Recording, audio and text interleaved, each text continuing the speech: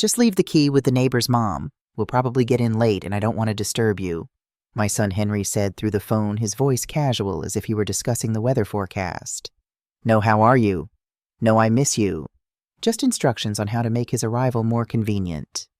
I stood frozen on my deck overlooking the Atlantic Ocean, the morning breeze carrying salt and possibility, the phone clutched tightly in my hand. The wooden planks beneath my feet were still new enough that they creaked with unfamiliarity.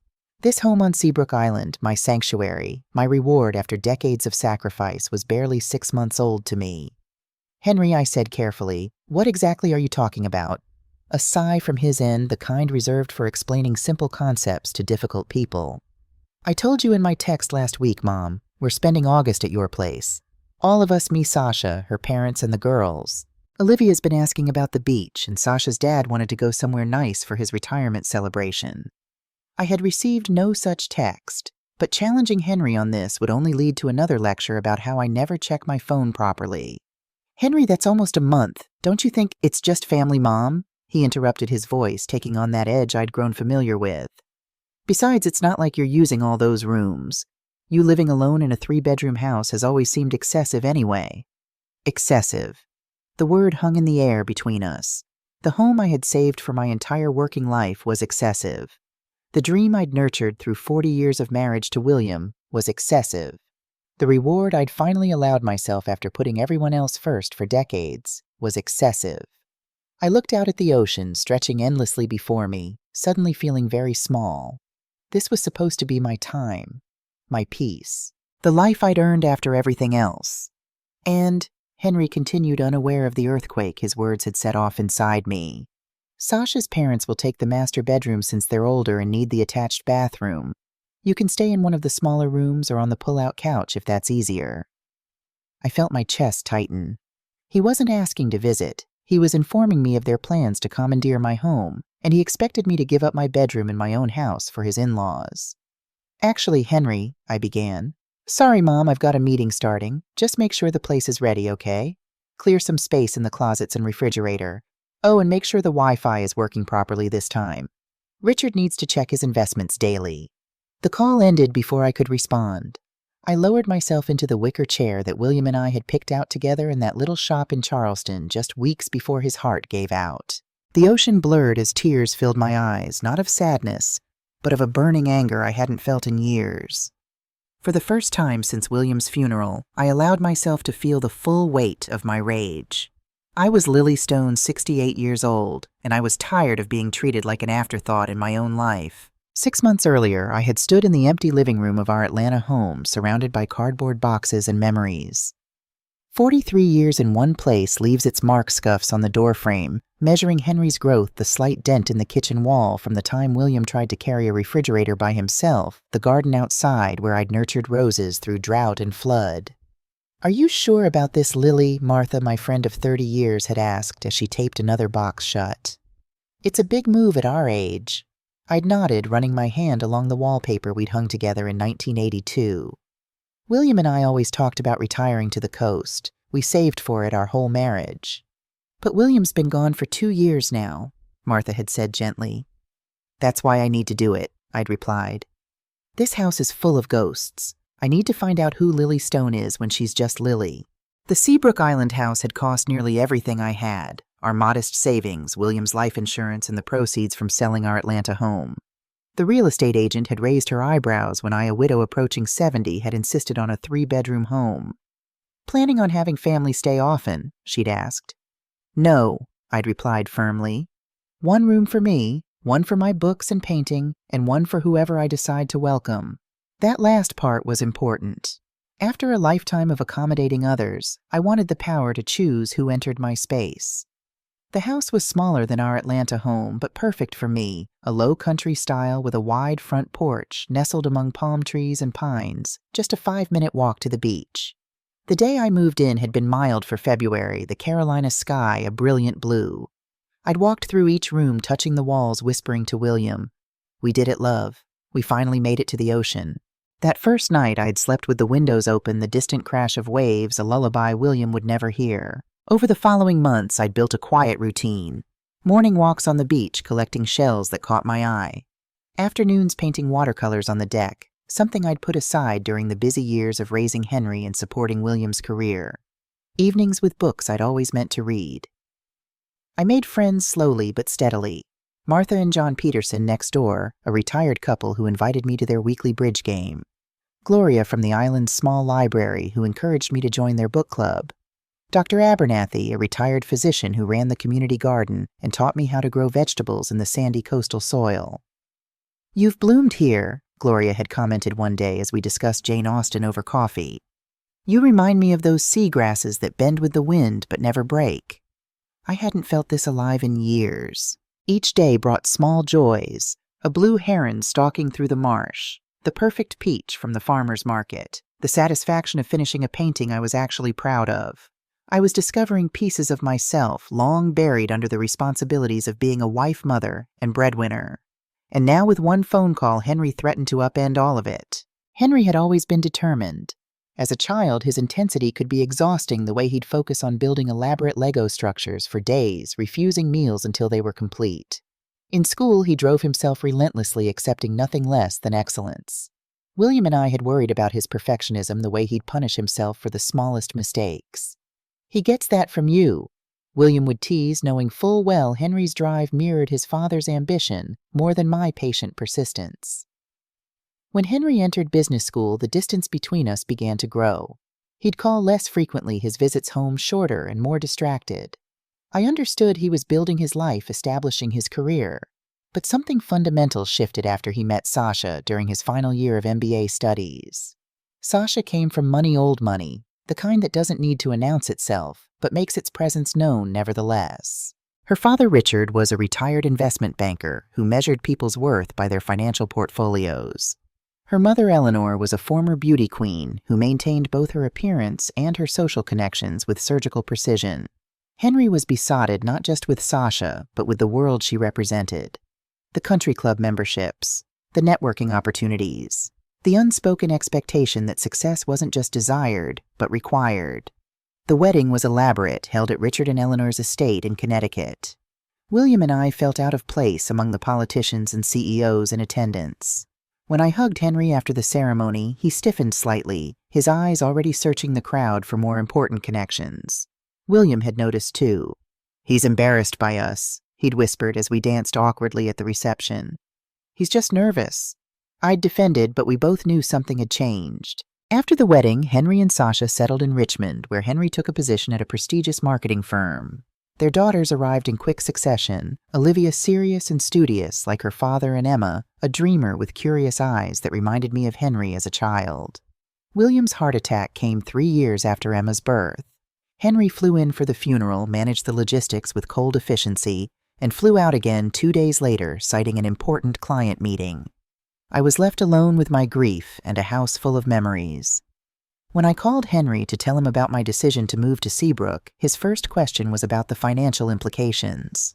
"Are you sure that's wise, Mom? Coastal property is expensive to maintain. And what about hurricanes? The insurance alone will eat up your savings." Not "will you be happy there?" or "is this what Dad would have wanted?"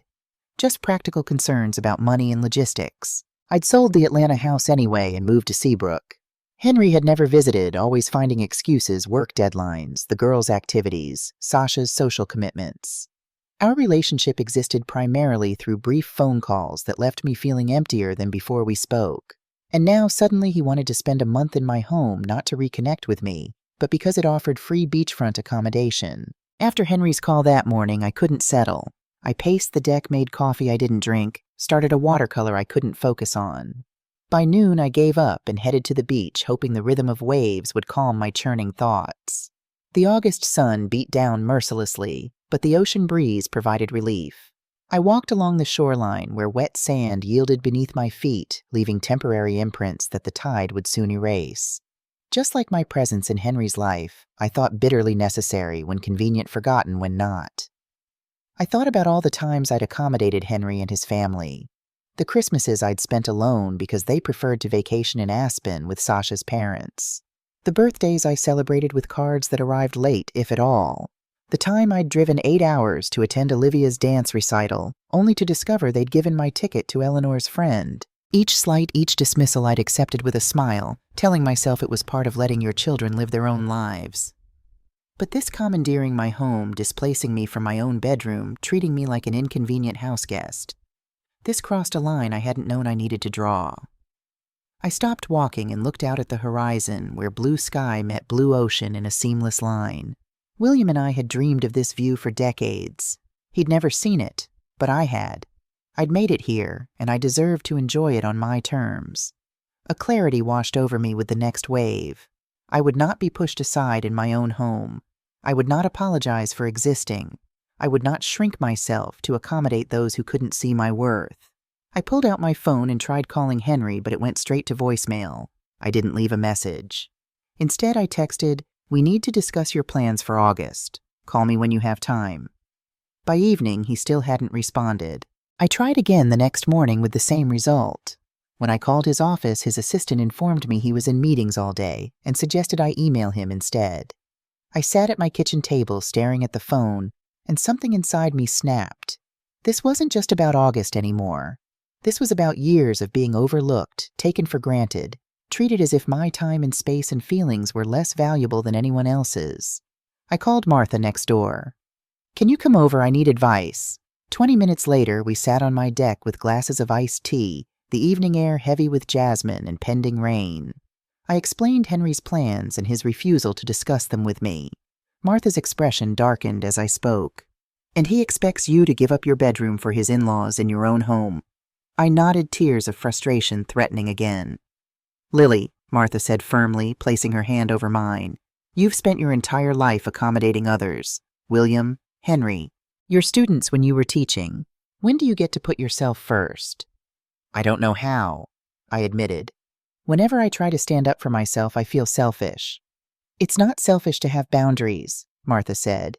"It's necessary, especially with family who've shown they don't respect them." We talked for hours, the sky darkening around us, stars appearing one by one. Martha shared stories of her own struggles with her daughter, how she'd finally had to set firm boundaries after years of being taken for granted. "What did you do?" I asked. A slow smile spread across her face. "I changed the locks and went on a cruise." We laughed together, the sound carrying across the quiet deck. But beneath the laughter, an idea was taking root. "I can't do that," I said, but my voice lacked conviction. "Why not?" Martha challenged. "It's your house, your life, your decision." As Martha left that night, she hugged me tightly. "Remember what they tell you on airplanes, Lily, put on your own oxygen mask first. You can't help anyone if you're suffocating." That night I slept poorly, dreams filled with crashing waves and empty houses. I woke before dawn and sat on the beach watching the sun rise over the Atlantic. As pink and gold light spilled across the water, illuminating each wave crest, I made my decision. Henry had pushed me aside for the last time. I would not be erased from my own home, my own life. I was done accommodating those who couldn't be bothered to consider my needs. I pulled out my phone and saw a text from Henry sent at 2 a.m. "Whatever you want to discuss about August can wait. We're committed to these plans and can't change them now. The girls are excited about the beach. Not 'are you okay with this?' Not 'how can we make this work for you?' Just another dismissal, another assumption that my feelings were irrelevant. My fingers hovered over the keyboard, a lifetime of conciliation urging me to respond with understanding and accommodation. But the sunrise before me, brilliant, unapologetic, claiming its space in the world, gave me courage. I typed, "I will not be available in August. Neither will my home. Make other arrangements." Then I turned off my phone. As I walked back to my house, steps lighter than they'd been in years, I began to plan. Henry would not listen to my words, so I would have to speak to him through actions. It was time to teach my son about respect boundaries and the consequences of taking his mother for granted. I was Lily Stone, and I was finally ready to stand my ground. The next week passed in a blur of purposeful activity. I ignored the increasingly frantic calls and texts from Henry, responding only once with a brief message. "My decision is final. Please respect it." Martha helped me implement my plan, her eyes gleaming with mischievous approval as we worked. John, her husband, contributed practical advice about securing the house. First, I cleared out the refrigerator and pantry, donating perishables to the community food bank and packing non-perishables into boxes. I cleaned out the linen closet, removing all but one set of sheets and towels, which I locked in my bedroom. Next, I called a locksmith and had additional deadbolts installed on all 3 bedroom doors. I also changed the code on the garage door opener and installed a new formidable lock on the front door. "You're not messing around," the locksmith commented as he tested the new deadbolt. "No," I replied. "I'm not." I contacted Sarah, my college roommate, who now owned a small farm in North Carolina. We'd reconnected after William's passing, promising to visit each other but never quite managing it. "Of course you can stay, Lily," she said when I called. "For as long as you need. I've got plenty of room and it's about time we caught up properly." With Sarah's invitation secured, I booked myself a painting workshop in Asheville for the first week of August, something I'd been wanting to do for years but had put off. The timing couldn't be more perfect. The day before my departure, I wrote a note and left it in the mailbox. Gone traveling. No plans to return in August. I programmed my thermostat to maintain minimal cooling enough to prevent mold in the humid Carolina summer, but not enough for comfort. I forwarded my mail to Sarah's address and asked my neighbors to keep an eye on the property, explaining the situation truthfully. "Good for you," Gloria from my book club said when I told her my plans. "It's about time someone taught that boy some manners." The morning I left Seabrook was bright and clear, the kind of perfect summer day that would normally find me on the beach with a book. Instead, I loaded my car with a month's worth of clothes, my painting supplies, and a small box of William's photographs, the things that mattered most to me. As I backed out of the driveway, I caught a glimpse of my home in the rearview mirror. For a moment, doubt crept in. Was I being petty, overreacting? But then I remembered Henry's dismissive tone, his assumption that he could simply take what he wanted without asking his willingness to displace me in my own home. No, this wasn't pettiness. This was self-respect. Something I should have embraced long ago. The drive to Sarah's farm took most of the day, winding through small towns and stretches of pine forest. With each mile, I felt a weight lifting. By the time I pulled into Sarah's long gravel driveway, bordered by wildflowers and ancient oaks, I was smiling. Sarah stood on her porch, arms outstretched, looking exactly as she had in college, just with silver hair instead of auburn. We embraced like the decades apart had been mere weeks. "Welcome to your rebellion headquarters," she laughed, taking one of my bags. "Is that what this is, a rebellion?" I asked as we walked into her farmhouse, a rambling structure filled with books, art, and comfortable furniture. Sarah gave me a knowing look. "The best kind, Lily, the kind where you finally decide you matter."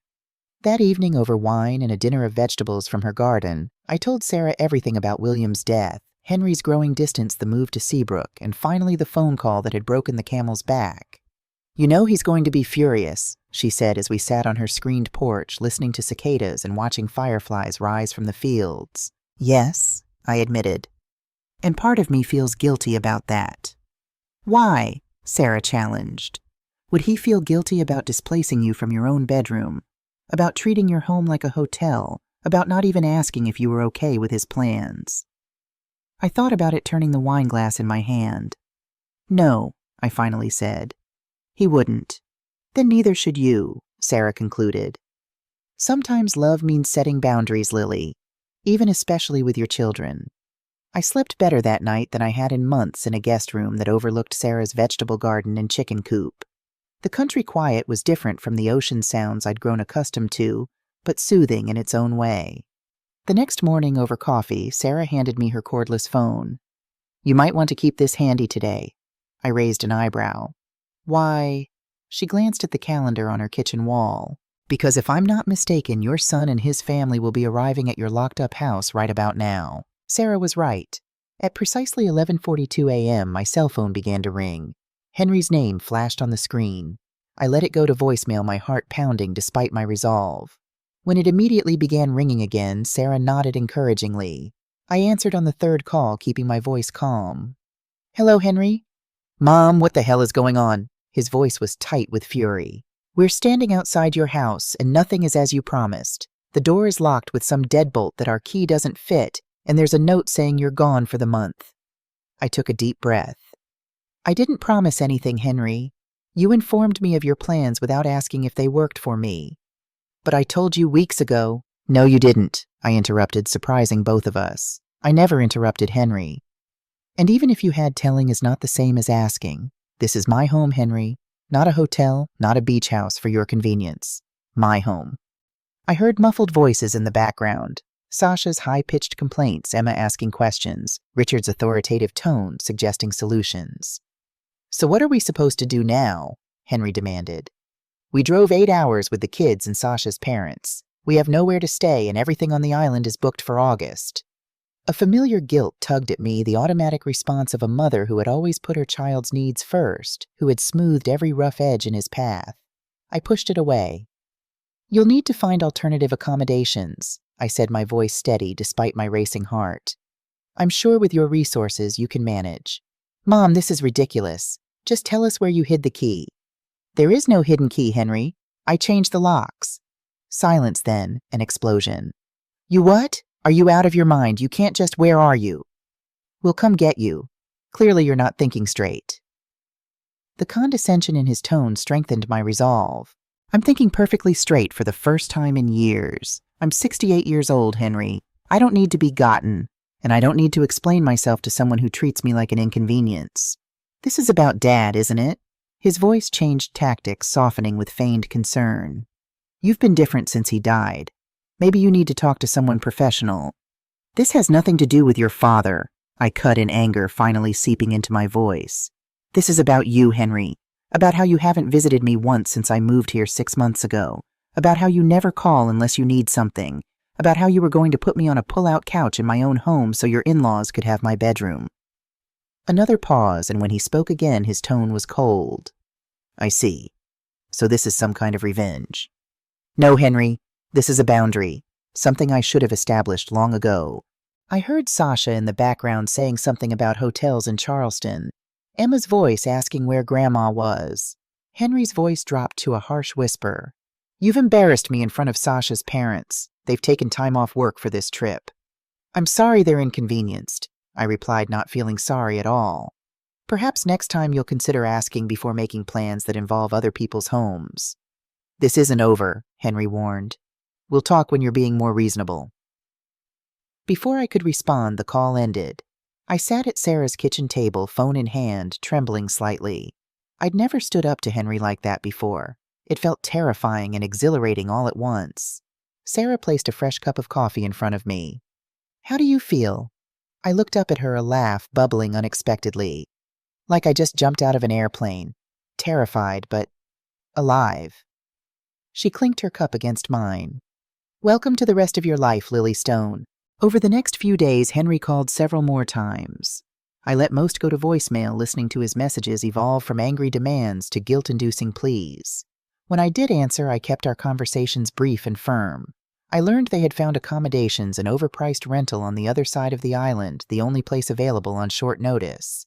Henry made sure I knew how much it was costing him, how disappointed the girls were about not staying in Grandma's beach house, how Richard's bad back was bothering him without the comfort of a proper mattress. Each attempt at manipulation rolled off me more easily than the last. I was building a new muscle, the ability to hold my ground without guilt. It felt unfamiliar, but increasingly right. A week into my stay with Sarah, I received a different kind of call. "Grandma?" Emma's small voice came through the phone. "Why don't you want us to stay at your house? Don't you like us anymore?" My heart constricted. Emma had always been my favorite, though I'd never admit it out loud. She had William's gentle spirit and curiosity about the world. "Of course I like you, sweetheart," I assured her. "I love you very much. This isn't about not wanting to see you. It's about your dad making plans without asking me first." "But Dad said you were being difficult because you're lonely," Emma persisted. "He said we should feel sorry for you because you don't have Grandpa anymore." The manipulation was so transparent it took my breath away. Using a 9-year-old to deliver guilt was a new low even for Henry. "Emma, honey, is your dad there with you now?" I asked gently. A pause. "No, he and Mom are arguing in their room. Olivia is watching TV with Grandma and Grandpa Richard. I'm using Mom's iPad." I smiled despite myself. Emma had always been resourceful. "Well, I'm not lonely, sweetheart. I have friends here, and I'm visiting my friend Sarah now.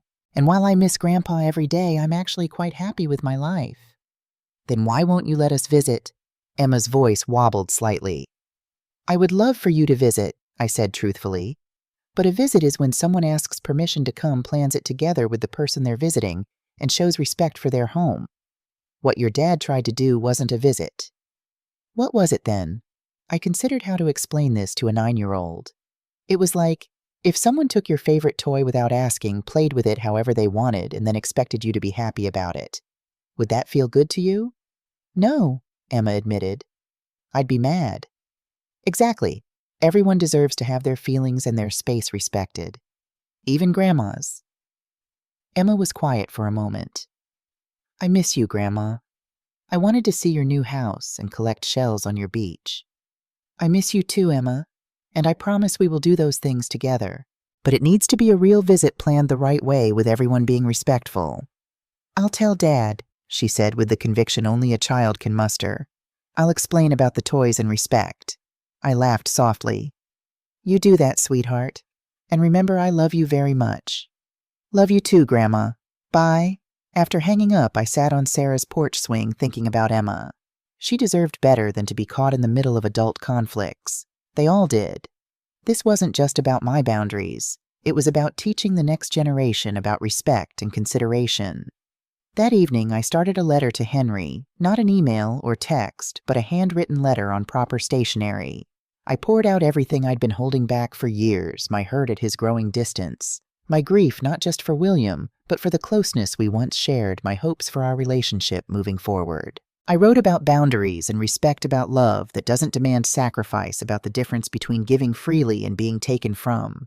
I wrote about Emma and Olivia and what I hoped they would learn about treating people with dignity. When I finished, I sealed it in an envelope but didn't mail it. Not yet. Some conversations needed to happen face to face, and I sensed that moment would come soon enough. For now, I had my painting workshop in Asheville to look forward to, and weeks of peaceful countryside stretching ahead.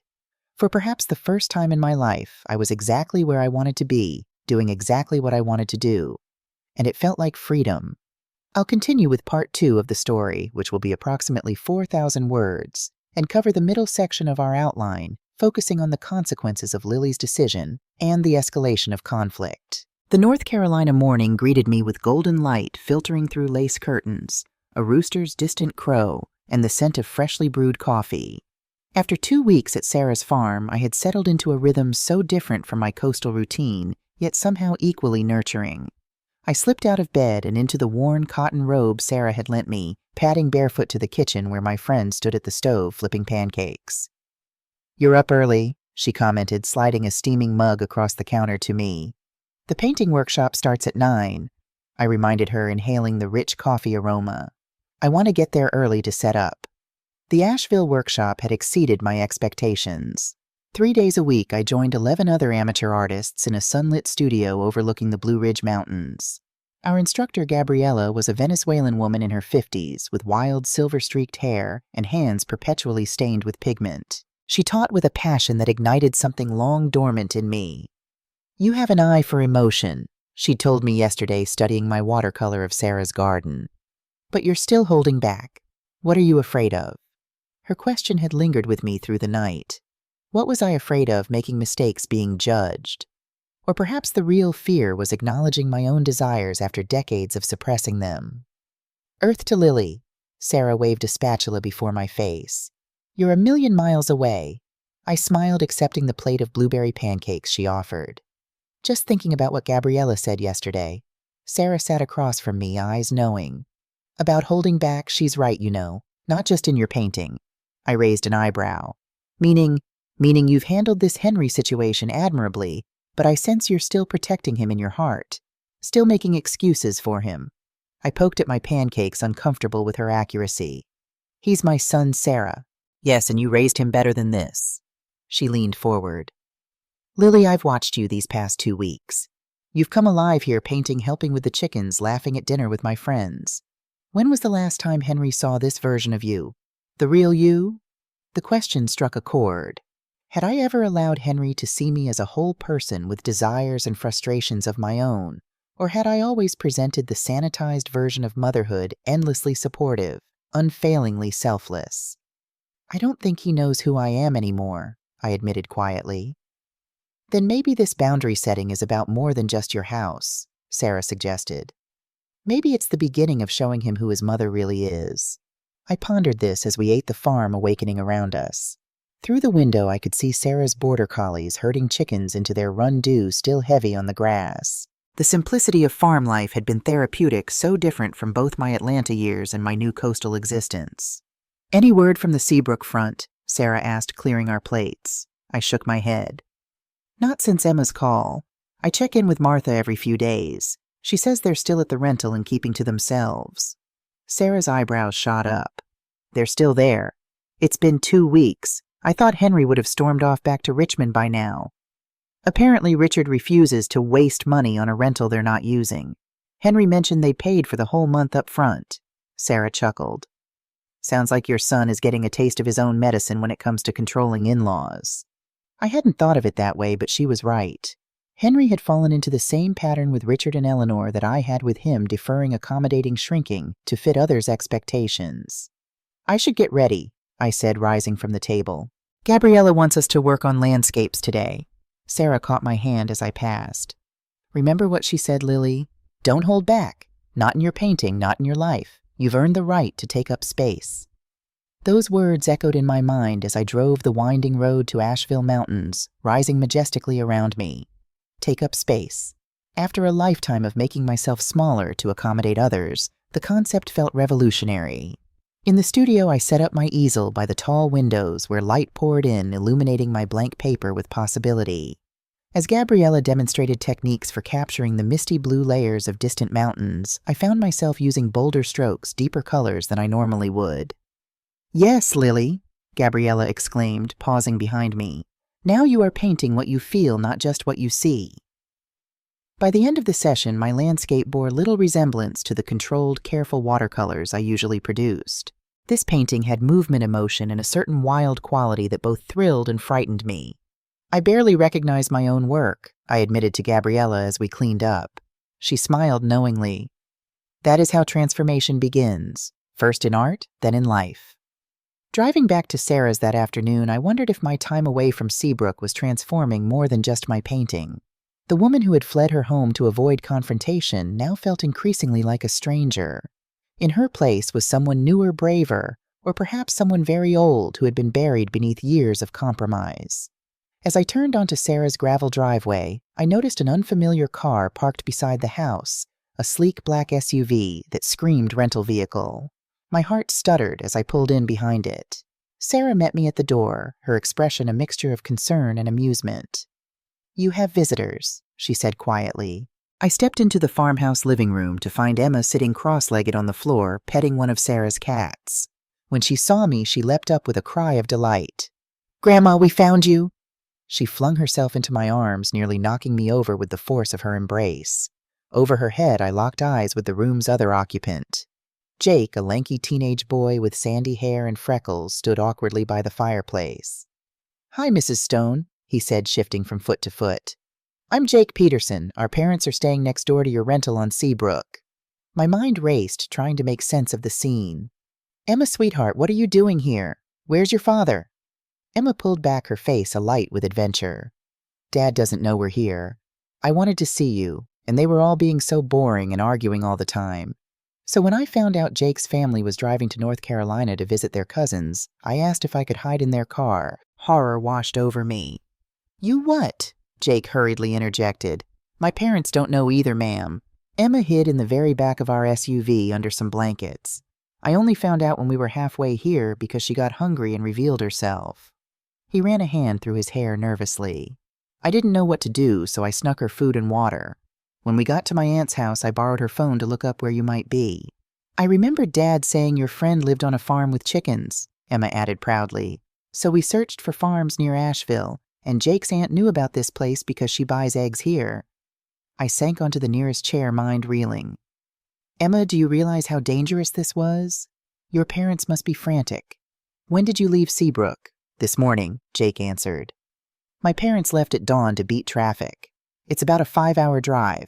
I called my mom as soon as we got here to tell her what happened, but I think she's still in shock. She's on her way over now." "And your father?" I asked Emma directly. She looked down, suddenly less triumphant. "He doesn't know yet. I left a note saying gone to find Grandma on my pillow, but they probably haven't found it yet because everyone sleeps late now. They stay up fighting." Sarah, who had been silently observing, stepped forward. I'll make some lemonade for these brave explorers while you call Henry Lily." My hands trembled as I reached for my phone. Before I could dial, it rang in my palm, Henry's name flashing on the screen. I took a deep breath and answered. "Henry, is Emma with you?" His voice was ragged with panic. "Please tell me she's with you." "Yes, she's here. She's safe," I assured him quickly. "She's stowed away in a neighbor's car. The Peterson boy Jake is with her. His family is known to me through my neighbor Martha." Henry's relief was audible, a choked sound between a sob and a laugh. "Thank God." Then immediately anger surged back. "What the hell, Mom, did you put her up to this? Is this another one of your boundary lessons?" The accusation stung, but I refused to be baited. "Of course not. I'm as shocked as you are. Jake's mother is on her way here now. I just found out myself minutes ago." "Put Emma on the phone," he demanded. I handed my phone to Emma, who took it with uncharacteristic hesitation. "Hi, Daddy," she said in a small voice. I could hear Henry's voice rising even from a distance. Emma held the phone away from her ear, tears welling in her eyes. I gently took the phone back. "Yelling at her won't help Henry," I said firmly. "She made a dangerous choice, yes, but she's 9 years old and clearly desperate for some stability. From what she tells me, all she's heard for 2 weeks is fighting." "Don't you dare criticize my parenting," Henry hissed. "Not after this stunt." "This isn't about your parenting or my boundaries," I replied, keeping my voice steady. "It's about Emma. Now what do you want to do? Jake's mother will be here soon, and I imagine she can take Emma back to Seabrook if that's what you prefer." A long silence followed. When Henry spoke again, his voice was controlled but tight. "No, I'm coming to get her myself. Text me the address. I'll be there by evening." "All right," I agreed. "Drive safely." After hanging up, I turned to Emma, who was accepting a glass of lemonade from Sarah with reddened eyes. "Am I in big trouble?" she asked, lower lip trembling. I sat beside her on the sofa. "Yes, sweetheart, you are. What you did was very dangerous, but I understand why you did it." "Everyone was so mad," she whispered. "Dad keeps yelling at Mom and Grandpa. Richard says mean things about you, and Olivia just stays in her room with her headphones on. I thought if I found you, maybe things would get better." My heart ached for her. In trying to teach Henry a lesson about respect, I'd inadvertently contributed to chaos that had affected Emma deeply. Not that I was responsible for Henry's behavior, but perhaps I could have found a way to establish boundaries without creating collateral damage. "Your dad is coming to get you," I told her gently. "He'll be here tonight." Emma's eyes widened. "Is he going to take me straight back to Seabrook?" "I don't know, honey. That's for him to decide." Jake, who had been hovering awkwardly nearby, cleared his throat. "Mrs. Stone, I'm really sorry about this. I should have told my parents right away when I found Emma, but she begged me not to, and I didn't want to get her in trouble." I gave the boy a reassuring smile. "You're what, 14, 15, he corrected. "That's a tough position to be in at 15. You did the right thing bringing her here safely and calling your mother." A car crunched on the gravel outside, and moments later, a harried-looking woman in her 40s burst through the door that Sarah had left ajar. "Jacob Allen Peterson," she exclaimed. "What were you thinking?" The next hour was consumed with explanations and apologies. Jake's mother, Diane, was understandably upset, but seemed more relieved than angry once she understood the situation. She agreed to wait with Jake until Henry arrived, feeling responsible for Emma's unauthorized journey. While the children sat with Sarah in the kitchen, helping prepare dinner as a distraction, Diane and I spoke quietly in the living room. "Emma mentioned there's been a lot of tension at the rental," I ventured cautiously. Diane nodded, tucking a strand of blonde hair behind her ear. "We've tried to keep our distance, but the walls are thin. Your son and his wife, they're having problems." "What kind of problems?" I asked, though I could guess. "Financial from what we've overheard. Something about investments gone wrong and the cost of the rental. The older man Richard is, it seems to be particularly vocal about your son's financial decisions." This surprised me. Henry had always been meticulously responsible with money, almost obsessively so. It was one of the traits he'd inherited from William. "I had no idea," I admitted. Diane gave me a sympathetic look. "Family dynamics can be complicated. My own mother-in-law and I barely spoke for years before we finally cleared the air." She hesitated. "I don't mean to overstep, but Emma clearly adores you. Whatever is happening between you and your son, I hope you can resolve it for her sake." "That's my hope, too," I said softly. As twilight fell over the farm, painting the sky in shades I would have struggled to capture, even in my boldest artistic moment, Sarah prepared a simple dinner of roast chicken and vegetables from her garden. Despite the tense circumstances, there was something almost festive about gathering around her large kitchen table, Emma and Jake trading stories, Diane and Sarah discussing local farming practices, me contributing occasionally while monitoring the driveway for headlights. They appeared just as we were clearing the dishes, twin beams cutting through the gathering darkness, followed by the sound of tires on gravel. Emma froze a plate in her hands, her earlier animation evaporating. "It's going to be okay," I assured her, though I wasn't entirely convinced myself. Sarah squeezed my shoulder. "Remember, this is your chance to set things right, not just with Henry, but with Emma too. Don't hold back." I nodded, squaring my shoulders as a car door slammed outside. Moments later, a sharp knock rattled the farmhouse door. I opened it to find Henry standing on the porch, his face a mask of exhaustion and barely contained fury. Behind him, headlights illuminated a rental car where a figure, presumably the driver, waited. "Where is she?" he asked without preamble. "Hello to you too, Henry," I replied calmly. "Emma's inside. She's had dinner and she's safe." His eyes darted past me to the warm light of the kitchen. "We need to go. It's already past her bedtime and we have a long drive back." "You're not driving 5 hours tonight," I stated firmly. "You're exhausted and it's not safe. You can stay here. Sarah has plenty of room." Henry's jaw tightened.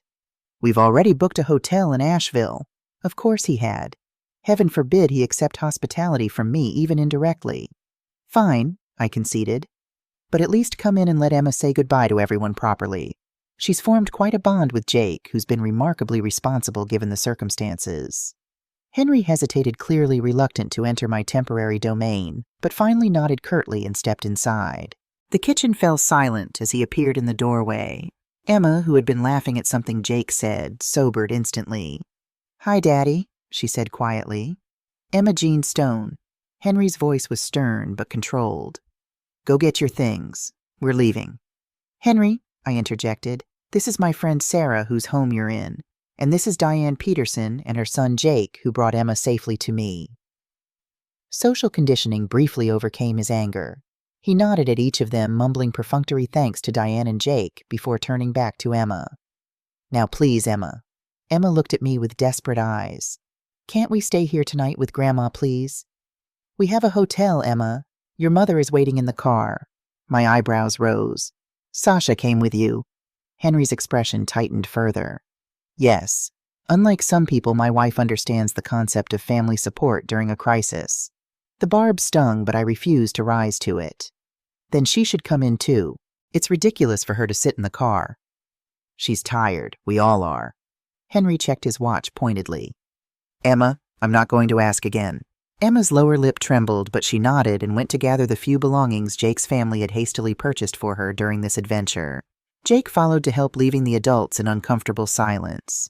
Sarah, ever the gracious hostess, broke it. "Would anyone like coffee for the road? I just made a fresh pot." "No, thank you," Henry replied stiffly.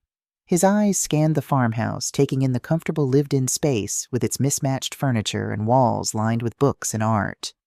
"So this is where you've been hiding." "Not hiding, Henry. Living. There's a difference."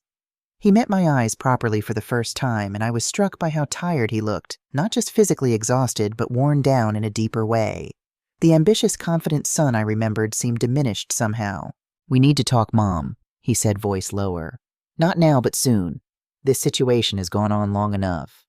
"I agree," I replied steadily, "but talking means listening too. Are you ready for that?" Before he could answer, Emma returned with a small bag, Jake trailing behind her.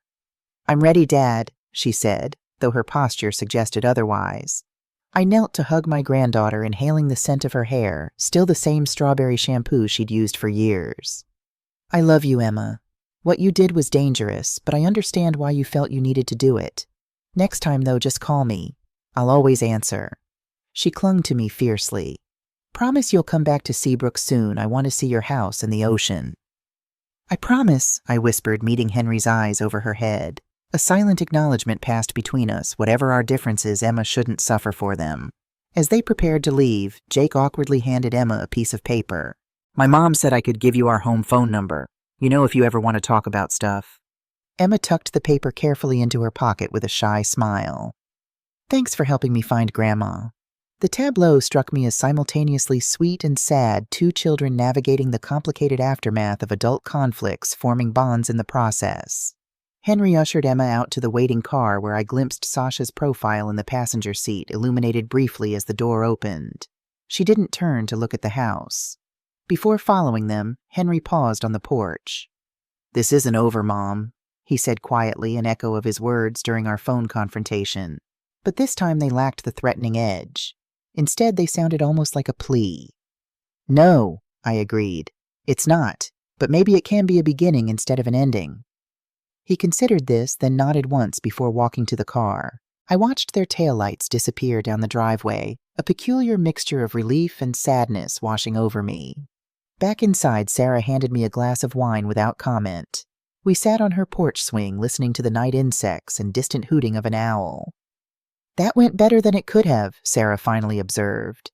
I sipped my wine thoughtfully. "He's hurting, not just about this situation, but something deeper." "Did you see his wife?" I shook my head. "She stayed in the car, but according to Diane, they've been arguing about money." Sarah hummed thoughtfully. "Maybe your boundary setting happened at a particularly vulnerable time for him." "Maybe," I conceded. "But that doesn't make it wrong." "No, it doesn't," Sarah agreed. "Sometimes the most loving thing we can do is stand firm when someone pushes too hard. It forces them to find their own balance." I pondered this as we rocked gently in the warm night air. Had my lifetime of accommodation actually prevented Henry from developing proper boundaries himself? Had my constant yielding taught him that pushing harder would always get him what he wanted? "What happens now?" Sarah asked after a comfortable silence.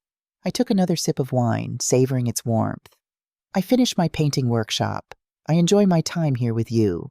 And then I go home to Seabrook and face whatever comes next." "That sounds like the Lily I've always known." Sarah smiled. "The one who was in there all along, just waiting for permission to emerge." Later that night, as I lay in the guest room listening to the soothing chorus of crickets, I thought about Emma's desperate journey to find me. Children have an uncanny ability to sense when adults are failing them, when the foundations they depend on are crumbling. Emma had literally run away to find stability, and she'd sought it with me, the grandmother she barely saw. That meant something. It meant that despite my distance, despite Henry's efforts to minimize my role in his children's lives, Emma sensed a safety in me that was currently missing from her immediate family. I thought of Henry's exhausted face, of Sasha refusing to leave the car, of the rumors of financial troubles. Something was unraveling in my son's carefully constructed life, and though part of me felt vindicated that his perfect facade was cracking a larger part, the mother in me ached for his pain. But I couldn't fix it for him. Not this time. He was 42 years old, and if he was going to rebuild whatever was breaking, he needed to do it himself on foundations of his own making. What I could do was be present, truly present as my authentic self for Emma and Olivia. And perhaps if he was willing, for Henry too. Not as the accommodating doormat I'd been for years, but as the woman I was becoming. The woman who painted bold landscapes and set clear boundaries. The woman who took up space. As I drifted towards sleep, I found myself looking forward to returning to Seabrook. Not with dread, but with a strange, quiet confidence. My island sanctuary no longer felt like a place to hide from life, but a place to live it fully, a base from which to engage with the world, including my complicated family, on my own terms. Tomorrow I decided I would start planning my return. But first I had one more week of painting lessons, one more week of farm breakfasts with Sarah, one more week of discovering who Lily Stone really was when she allowed herself to be seen. And for the first time in decades, that felt like exactly enough. I'll now write part 3 of the story, which will be approximately 4,000 words, and will conclude our narrative by focusing on the reconciliation, growth, and resolution of the conflict between Lily and Henry. The morning I left Sarah's farm dawned clear and bright, the late August air carrying the first whispers of approaching autumn. We stood beside my packed car, both postponing the inevitable goodbye. "You've changed," Sarah said, studying my face with affection. "For the better, I hope," I replied, adjusting the sun hat I'd bought in Asheville. "Definitely." She pulled me into a tight embrace. "The Lily who arrived here a month ago was running away. The one leaving is running towards something." I smiled against her shoulder. Wisdom and farm air suit you, old friend. Promise you won't wait another 40 years to visit, Sarah demanded as we separated. And bring your paints next time. We'll set up easels in the apple orchard. It's a date, I promised. The drive back to Seabrook Island took most of the day, giving me ample time to prepare mentally for whatever awaited. Emma's escapade had occurred 2 weeks ago, and in that time there had been a fragile peace between Henry and me, a few brief civil phone calls mostly centered on Emma's well-being rather than our underlying conflict. I knew from Martha that Henry and his family were still at their rental on Seabrook, though they were scheduled to leave in 3 days. What I didn't know was whether Henry planned to confront me before their departure, or if he would leave without resolution, taking our wounds back to Richmond to fester. As I crossed the causeway onto Seabrook Island, familiar marshes stretching on either side, I felt a surge of homecoming that surprised me with its intensity. This place had become mine in a way Atlanta never quite had, despite the decades I'd spent there. Perhaps because I'd chosen it for myself, not as part of the package deal of marriage and family. I pulled into my driveway at dusk, the palmetto trees casting long shadows across the shell-lined path to my door. Martha must have been watching for me. She appeared on her porch before I'd even turned off the engine. "Welcome back, stranger," she called, crossing the lawn that separated our properties. "How was life as a fugitive?" I laughed, stepping out to hug her. "Enlightening. How have things been here?" Martha's expression turned serious. "Quiet, mostly. Your family is kept to themselves, though I've seen the little one Emma is at riding bikes with Jake Peterson a few times. That boy's quite protective of her now." "She made quite an impression," I agreed, retrieving my suitcase from the trunk. "Any sign they plan to visit before leaving?" Martha helped me carry my art supplies. "Not that I've noticed, but there's been some activity at the rental today. More comings and goings than usual." I nodded, trying to ignore the flutter of anxiety in my stomach. Whatever happened next, I was ready. 4 weeks away had given me perspective, confidence, and a clearer sense of who I was beyond the roles of mother and widow. Together, Martha and I carried my belongings up to the porch. I paused before inserting my key into the new lock, suddenly struck by the symbolism of the moment. I was reclaiming my space both physically and emotionally. "Need company tonight," Martha offered perceptively. I shook my head. "I think I need to settle back in on my own, but thank you." "Call if you need anything," she insisted before heading back to her own home. Inside my house was exactly as I'd left it, clean locked and waiting. I moved through the room's opening windows to release the stale air and welcome the evening breeze. In the kitchen, I found a basket of fresh fruits and vegetables with a note from Gloria and my other book club friends. "Welcome home, brave one." The gesture brought unexpected tears to my eyes. While I'd been establishing boundaries with my family, I'd been simultaneously building connections with these new friends, people who saw and appreciated me, as I was now, not as who I'd been to others. After a simple dinner of bread, cheese, and fruit from the welcome basket, I sat on my deck, watching moonlight dance across the waves. The familiar rhythm of ocean sounds wrapped around me like an old friend. I'd missed this, the constancy of the tides, the salt-laden air, the sense of endless possibility that came with the horizon. I was nearly ready for bed when my phone rang. Henry's name appeared on the screen. I took a steadying breath before answering. "Hello, Henry." "Mom." His voice sounded strained but controlled. "Martha said you're back." Of course she had. Island grapevines were efficient. "Yes, I got in a few hours ago." A pause then. "We're leaving the day after tomorrow." I waited, letting the silence stretch between us, refusing to fill it with nervous chatter as I might have done before. "I think we should talk," he finally continued. "In person. There are things that need to be said." "I agree," I replied steadily. "When would you like to come over?" Another pause, longer this time. "Tomorrow morning, around 10. Just me, not the whole family." "That's fine," I said, surprised at his willingness to meet on my territory. "I'll make coffee." "Okay." He sounded relieved, as though he'd been expecting resistance. "See you then." After hanging up, I stood at my bedroom window for a long time, watching the ocean and considering what tomorrow might bring.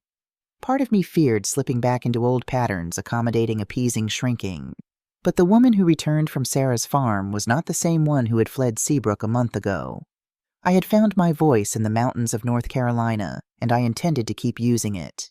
Morning arrived with perfect Carolina clarity, azure skies, gentle breezes, and sunlight that turned the ocean into a field of diamonds. I rose early, walking the beach as the tide receded, collecting a few perfect shells that had washed ashore overnight. The familiar ritual centered me, preparing me for the conversation ahead. Back at the house, I showered and dressed with care, not formally, but in clothes that made me feel strong linen pants and a deep teal, a crisp white blouse, and the silver earrings William had given me on our 35th anniversary. I brewed coffee and arranged Martha's cranberry muffins on a plate, setting everything on the deck, where the ocean could serve as both backdrop and buffer. At precisely 10, a car pulled into my driveway. Through the window, I watched Henry emerge alone as promised and approach my door with the hesitant steps of someone entering unfamiliar territory. He wore khaki shorts and a polo shirt, his standard vacation uniform, but he'd lost weight since I'd seen him at Sarah's farm. His face looked leaner, more angular. I opened the door before he could knock. "Good morning, Henry." He stood awkwardly on my threshold as though unsure of his welcome. "Mom, you look different." 4 weeks of farm food and art classes will do that, I replied, stepping back to allow him entry. "Come in. I've set up coffee on the deck." He followed me through the house, his eyes taking in everything: the paintings I'd hung, the shells and driftwood I'd collected, the books stacked on the coffee table. This was his first time seeing my new home, I realized. 6 months after I'd moved in, my only child was finally crossing my threshold. On the deck, he sat in the chair I indicated, his posture stiff. I poured coffee into the blue ceramic mugs I'd found at an artisan's shop in Asheville, not the matched set we'd used in Atlanta, but vessels with character and uniqueness. "This is a beautiful spot," he admitted, looking out at the view. "I can see why you chose it." "Thank you." I handed him a mug and settled across from him. "It's been good for me." Silence descended, filled only by the distant cry of seagulls and the rhythmic wash of waves against the shore. Henry stared into his coffee as though seeking answers in its depths. "Emma talks about you constantly now," he finally said. "Her adventure, as she calls it, has become quite the tale." I smiled. "She's a remarkable girl, resourceful, brave, and perceptive." "Too perceptive sometimes," Henry sighed. "She picks up on things we try to shield her from." "Children usually do." He nodded, finally meeting my eyes. "Mom, I need to explain some things. About why we came here, about what's been happening." "I'm listening," I said, cradling my coffee cup between my palms. Henry set his mug down and ran a hand through his hair, a gesture so reminiscent of William that my heart constricted. "The past year has been difficult. The marketing firm I worked for was acquired by a larger company. Most of the upper management was let go, including me. This was news." "I'm sorry, Henry. When did this happen?" "January, right after you moved here, actually." He laughed without humor. "I didn't tell you because I was embarrassed.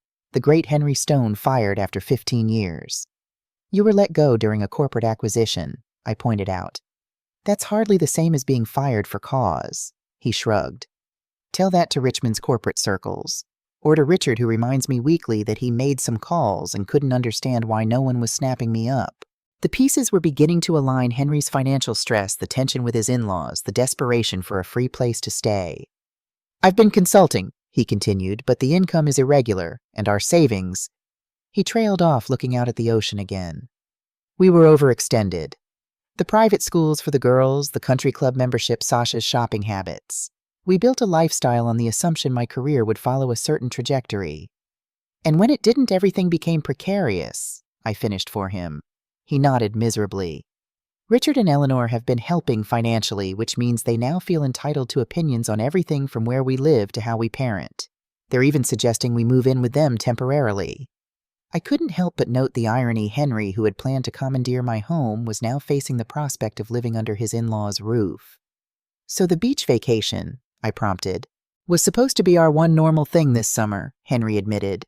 "The girls look forward to the beach every year. We usually rent on Hilton Head, but this year we couldn't afford it.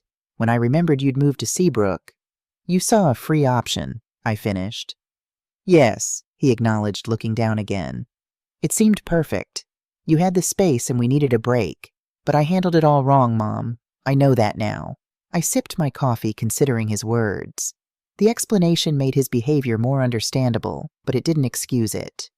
"Why didn't you just tell me what was happening?" Henry asked for help directly. His jaw tightened. "Pride, shame, fear that you'd think less of me." He met my eyes. "And habit, I suppose. For years you've always been there, Always said yes, always accommodated whatever we needed. I took that for granted. The admission hung between us more powerful for its simple honesty. Yes, you did, I agreed quietly. And I allowed it. That's on both of us. Henry nodded slowly. When you locked us out, I was furious. Humiliated. Richard was livid about having to spend money on a rental. Sasha was upset that the girls were disappointed. Everyone was blaming me for not handling you properly. His mouth quirked in a sad smile. It never occurred to any of us that you had the right to say no, that your home and time were yours to give or withhold as you chose. And now, I asked. Now I understand, he said simply. It took Emma running away, the rental fee destroying our budget, and Sasha threatening divorce, but I finally get it. Sasha threatened divorce. This shocked me. Despite their obvious differences, I'd never heard of serious marital trouble between them. Henry's expression darkened. The financial strain revealed cracks that were already there. She married the successful marketing executive with the promising future, not the unemployed consultant struggling to pay bills. He shrugged. We're trying counseling, but I'm not optimistic. My heart ached for him despite everything. I'm sorry, Henry. Truly. The funny thing is, he continued, this whole disaster has clarified a lot for me about what matters about the kind of life I actually want versus the one I thought I was supposed to want. He looked around at my simple, beautiful home. You figured it out, didn't you? How to build a life that fits you, not one designed to impress others. I'm learning, I sadly said. It's a work in progress. He nodded, then reached into his pocket and pulled out an envelope. I brought you something, a peace offering of sorts. I accepted it curiously. Inside was a check, a substantial one. What's this for? I asked, confused. Rent, Henry replied. What we would have paid for a proper vacation rental. I know it doesn't make up for everything, but it seemed like the right place to start. I studied the check, then slowly tore it in half. I don't want your money, Henry. His face fell. Mom, please, let me make this right somehow. Money isn't how we fix this, I said firmly, setting the torn check aside. What I want is respect. Recognition that I have my own life now, my own needs and boundaries. I want a relationship with you and the girls that isn't based on what I can provide or how I can serve, but on genuine connection. And how do we build that? He asked, a note of desperation in his voice. The same way we build anything worthwhile, I replied. Slowly, deliberately, with clear communication and mutual respect. I paused, then added, starting with you telling me the truth from now on, not just what you think I want to hear or what puts you in the best light. Henry absorbed this, his expression shifting from disappointment to something more thoughtful.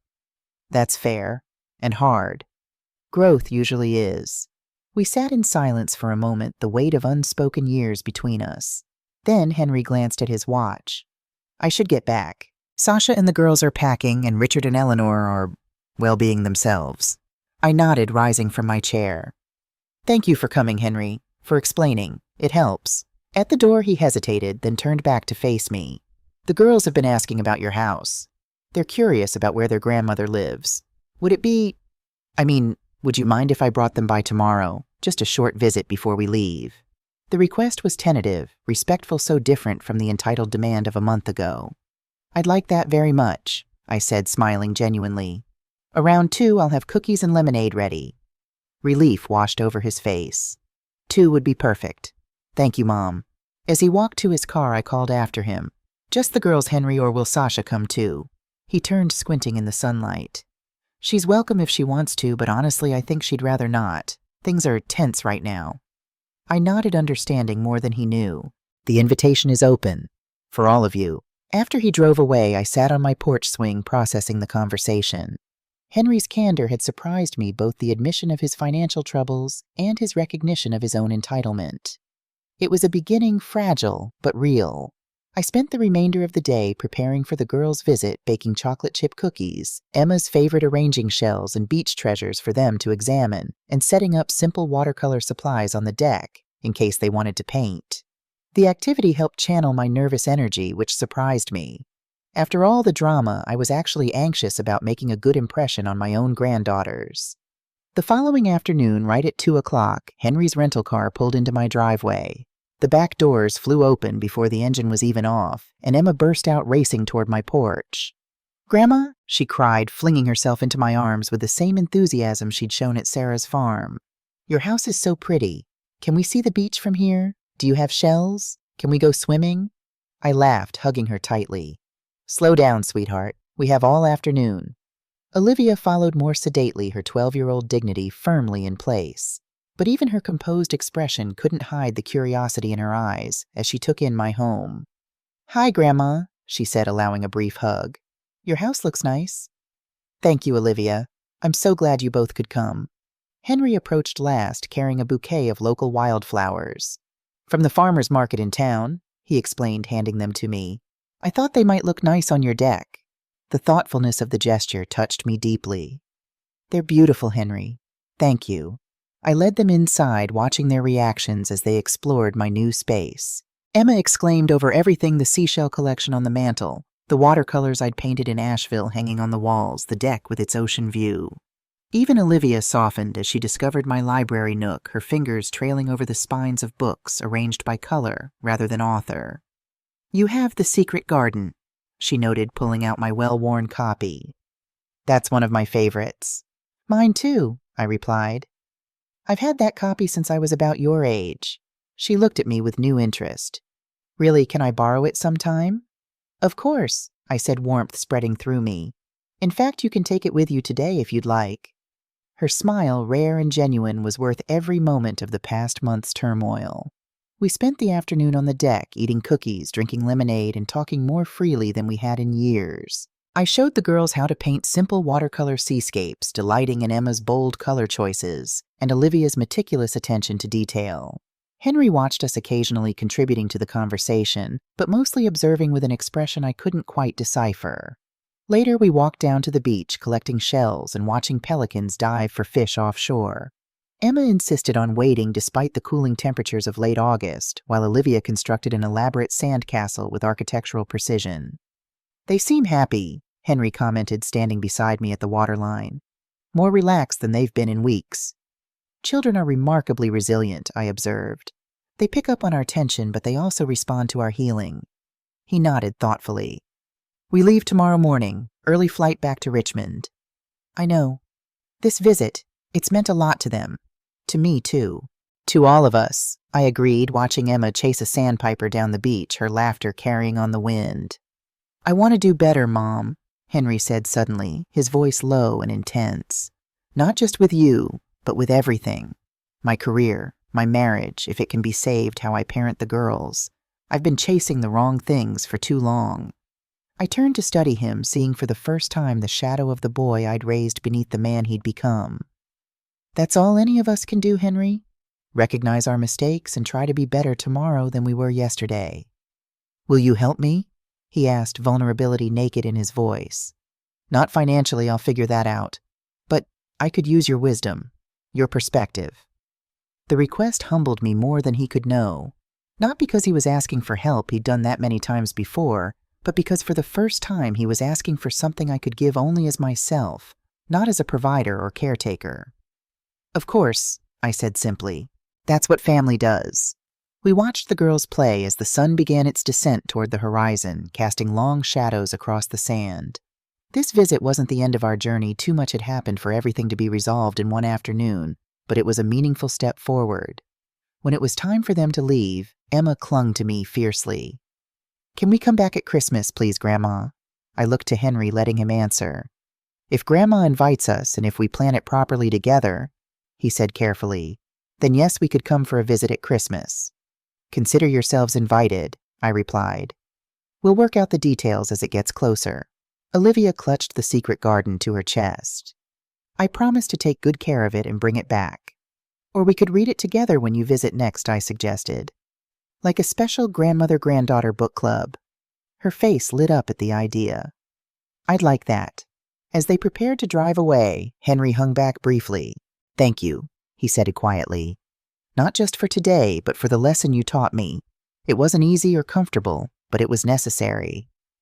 "For both of us," I acknowledged. He hesitated, then stepped forward to embrace me properly, not the perfunctory hug of recent years, but a genuine connection.